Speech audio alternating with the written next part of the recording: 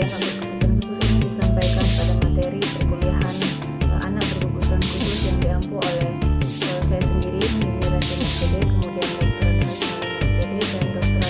Rupiah MPD. Pada materi kali ini, sekolah bagi anak berkebutuhan khusus ini akan dijelaskan tentang berbagai macam strategi yang dilakukan dalam menghadapi atau dalam melindungi anak-anak berkebutuhan khusus di sekolah formal maupun non formal. Berdasarkan peraturan mengenai penyelenggaraan sekolah inklusi di Indonesia tertuang pada Permendikbud nomor 70 tahun 2009 tentang pendidikan inklusi bagi peserta didik yang memiliki kelainan dan memiliki potensi kecerdasan atau bakat istimewa. Kemudian dalam Permendikbud ini juga dijelaskan dalam pasal 2 bahwa tujuan dari pendidikan inklusi adalah untuk memberikan kesempatan seluas-luasnya bagi peserta didik yang memiliki kelainan fisik, emosional, mental, sosial, potensi kecerdasan dan bakat istimewa, serta dalam penyelenggaraan pendidikan menghargai keanekaragaman dan tidak diskriminasi. Selanjutnya pada pasal 3 Permendikbud nomor 70 tahun 2009 dijelaskan juga bahwa peserta didik yang berhak mengikuti pendidikan inklusi seperti tunanetra, tunarungu, tunawicara, tunagrahita, tunadaksa, tunalaras, berkesulitan belajar, lamban belajar, autis, memiliki gangguan motorik, kemudian juga termasuk ke dalam korban penyalahgunaan narkoba, obat terlarang dan zat aktif lainnya, serta mereka yang memiliki kelainan seperti lainnya dan tunaganda. Ini juga nanti akan dijelaskan pada selanjutnya. Sekarang kita bahas satu persatu berkaitan dengan bimbingan pada anak berkebutuhan khusus dalam setting inklusif. Di dalam materi ini kita akan membahas pokok bahasan yang pertama, latar belakang dan konsep dasar bimbingan pada anak berkebutuhan khusus, kemudian tujuan layanan bimbingan pada anak berkebutuhan khusus, dan yang ketiga program layanan bimbingan pada anak berkebutuhan khusus.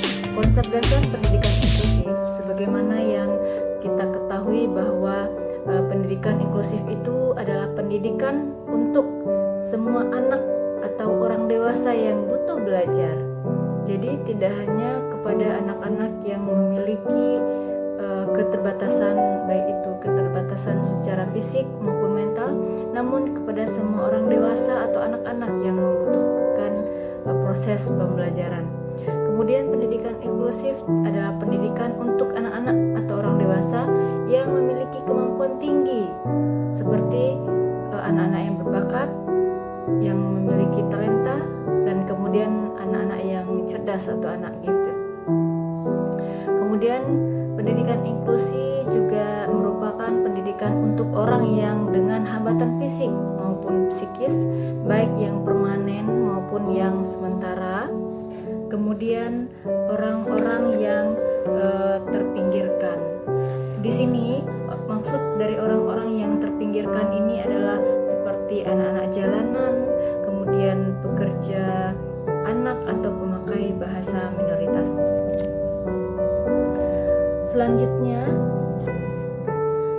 anak ABK yang bersifat permanen. Jadi di sini anak ABK yang bersifat permanen itu seperti sensor individu yang memiliki hambatan, seperti yang pertama, individu dengan hambatan sensori penglihatan, kemudian individu dengan hambatan sensori pendengaran, selanjutnya individu dengan hambatan perkembangan intelektual, dan kemudian individu dengan hambatan motorik, selanjutnya individu dengan hambatan emosi dan perilaku, individu berbakat, kemudian tunaganda, individu berkesulitan belajar, individu dengan autisme, kemudian juga individu dengan hambatan konsentrasi dan perhatian atau ADD garis miring H atau Attention Deficit Disorder atau hyperactivity. Baiklah, saya akan menjelaskan satu persatu berkaitan dengan individu dengan masing-masing hambatan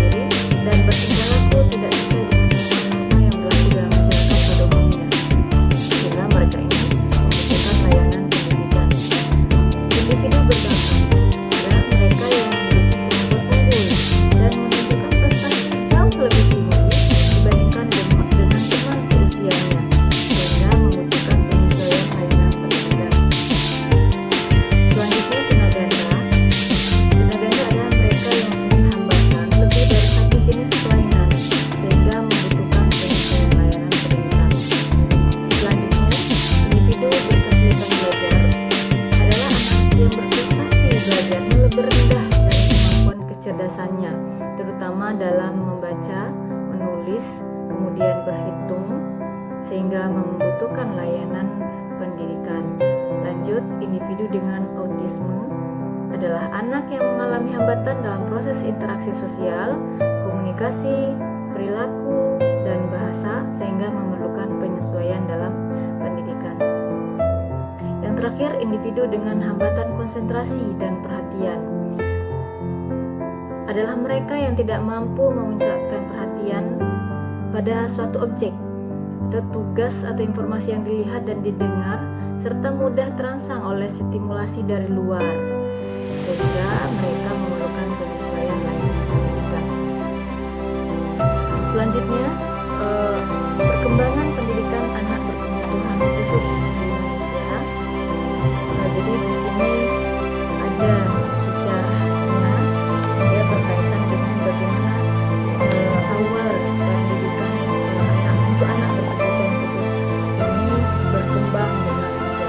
Mulai dari awal tahun sebelum masuknya agama Islam, itu tempat khusus bagi anak-anak buta, lumpuh, miskin dan sebagainya telah didirikan pertama kali oleh raja-raja Jawa setelah masuknya agama Islam.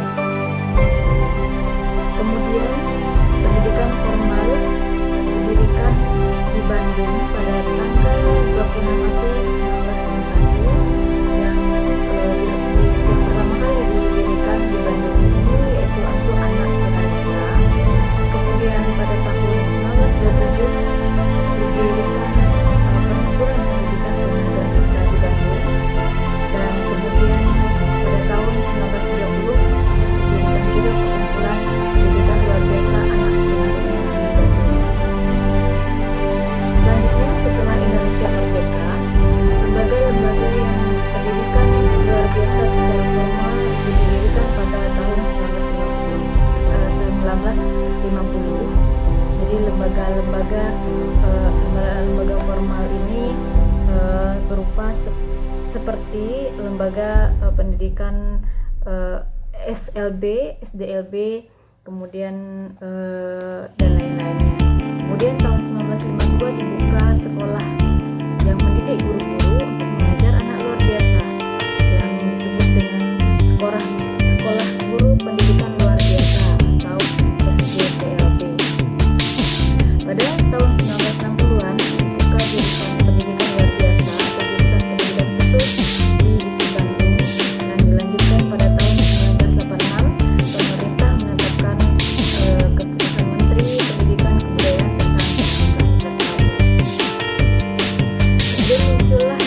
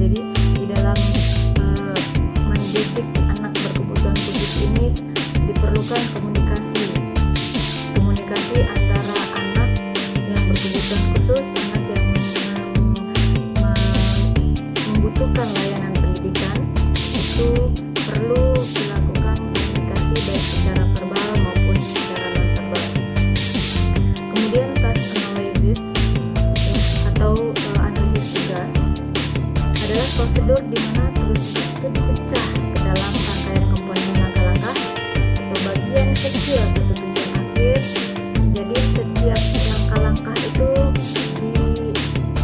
merupakan suatu prasyarat untuk mencapai langkah berikutnya, sehingga ketika dalam menguraikan atau mengarahkan pencapaian satu tugas itu, seorang guru harus memecah atau membagi-bagi atau memberikan langkah-langkah yang langkah-langkah yang prosedural, sehingga anak-anak yang membutuhkan layanan pendidikan itu menerima layanan pendidikan itu secara terkonsep dan memiliki langkah-langkah yang sistematika. Selanjutnya, direct instruction, yaitu metode pengejaran yang pendekatan terstruktur dengan cermat dan diberikan instruksi atau perintah seperti itu. Jadi metode ini memberikan pengalaman belajar yang positif, dan dengan demikian dapat meningkatkan kepercayaan diri dan motivasi untuk berprestasi bagi anak-anak yang membutuhkan tersebut. Pelajaran disampaikan dalam bentuk yang mudah dipelajari sehingga anak memiliki keberhasilan pada setiap proses disebut no fall, yaitu tanpa kegagalan. Jadi pelajaran dirancang secara cermat akan memberikan umpan balik untuk generasi dan banyak kesempatan untuk mengambil keterampilan tersebut. Kemudian metode pengajaran PROM, yaitu PROM memberikan anak informasi tambahan atau bantuan untuk menjalankan aktivitas. Ada beberapa jenis dari pembelajaran PROM ini, yaitu yang pertama verbal PROM. Verbal PROM ini adalah bentuk informasi verbal yang memberikan tambahan kepada instruksi tugas. Nah, instruksi memberitahu anak apa yang harus dilakukannya.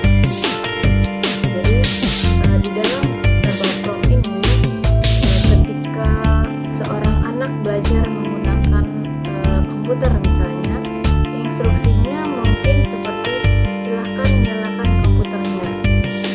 Jadi ketika seseorang diberikan tugas, jadi tugas itu dilakukan secara prosedur, diberikan informasi tambahan. Jadi tanpa hanya anak itu mempelajari sendiri, namun seorang guru memberikan instruksi tambahan kepada peserta didik.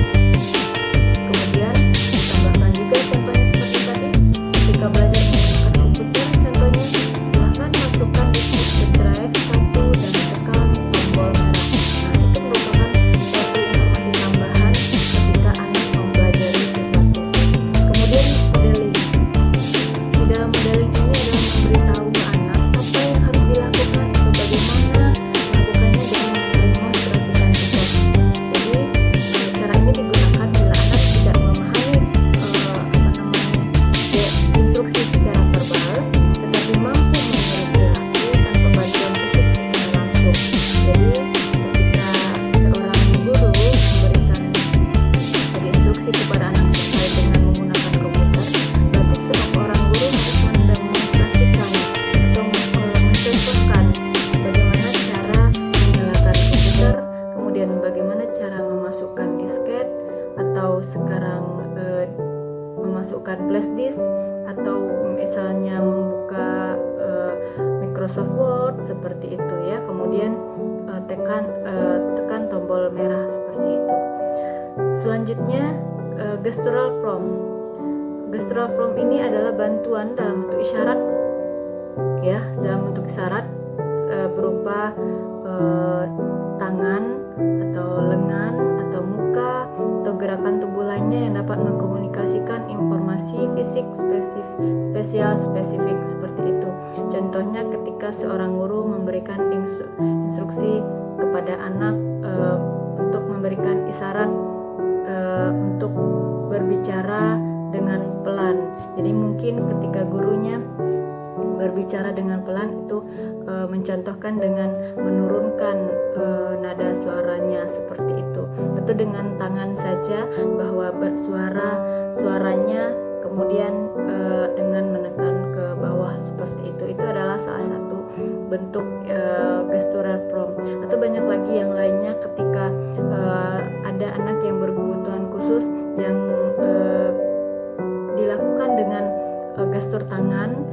ketika berbicara dengan tangan atau menggunakan konsep tangan, yaitu huruf A seperti apa, kemudian B, C seperti apa, seperti itu merupakan metode pengajaran gestural prom. Selanjutnya psikal prom. Psikal prom ini melibatkan kontak fisik. Oleh karena itu di dalam prom ini paling mengganggu atau mencampuri keadaan anak. Psikal prom ini seharusnya digunakan hanya bila prom lain tidak memberikan informasi cukup kepada anak untuk mengerjakan tugas, atau bila anak belum sampai mengembangkan kemampuan fisiknya yang diperlukan untuk melaksanakan kegiatan. Contohnya psikal prom ini ketika seorang guru memegang tangan anak untuk menulis, atau seperti seorang guru pendamping memberikan layanan untuk berbicara kepada anak-anak yang sulit untuk berbicara atau mengucapkan huruf. Jadi guru langsung memegang ke mulut si anak dan menempelkan ke mulut si guru. Itu merupakan psikal prom. Selanjutnya peer tutorial. Peer tutorial ini adalah di mana seorang siswa yang mampu dipasangkan dengan teman-temannya yang lain yang sama-sama mengalami kesulitan atau hambatan. Dalam pemasangan seperti ini, siswa yang mampu bertindak sebagai guru atau tutor atau pengajar kemudian diberikan waktu yang sesuai dengan belajar anak yang berkebutuhan khusus. Nah, di dalam sistem pembelajaran peer tutorial ini, seorang anak yang berkebutuhan khusus lebih lambat perkembangan belajarnya dari teman yang tidak mengalami kesulitan. Jadi strategi yang memberikan waktu yang akurat dengan keterlibatan siswa yang lebih tinggi. Jadi dalam peer tutorial ini mengajarkan seorang anak itu mengajarkan ke temannya yang memiliki kemampuan lebih rendah, sehingga di sini juga terlihat kerjasama bagi anak-anak yang berkebutuhan khusus. Selanjutnya cooperative learning. Di dalam cooperative learning ini adalah salah satu cara yang paling efektif dan menyenangkan untuk mengarahkan beberapa siswa dengan berbagai derajat kemampuan untuk bekerja sama dalam menyelesaikan salah satu tugas. Cooperative learning juga mengembangkan lingkungan yang positif dan mendukung. Dan di dalam cooperative learning juga mengajarkan kepada anak untuk bekerja sama serta mendorong anak untuk lebih percaya diri, menghargai keputusan orang lain dan menerima berbagai individu berbagai sumbangan atau menerima perbedaan individu lainnya. Baik, itu saja yang dapat saya sampaikan pada pertemuan kali ini. Jadi dapat kita simpulkan bahwa setiap anak berkebutuhan khusus itu berhak memperoleh layanan pendidikan sesuai dengan usianya, dengan haknya masing-masing untuk memasuki kelas reguler yang disebut dengan kelas inklusif. Kemudian pendidikan untuk anak berkebutuhan khusus ini juga tidak perlu dibeda-bedakan dengan anak yang normal pada umumnya, namun mereka membutuhkan layanan pendidikan yang sama dengan bimbingan yang diberikan kepada mereka sesuai dengan tenaga pengajar atau guru pendamping sesuai dengan bidangnya masing-masing. Itu saja yang dapat saya sampaikan. Saya sudahi salah kata, saya mohon maaf. Wabillahi taufiq wal hidayah. Wassalamualaikum warahmatullahi wabarakatuh.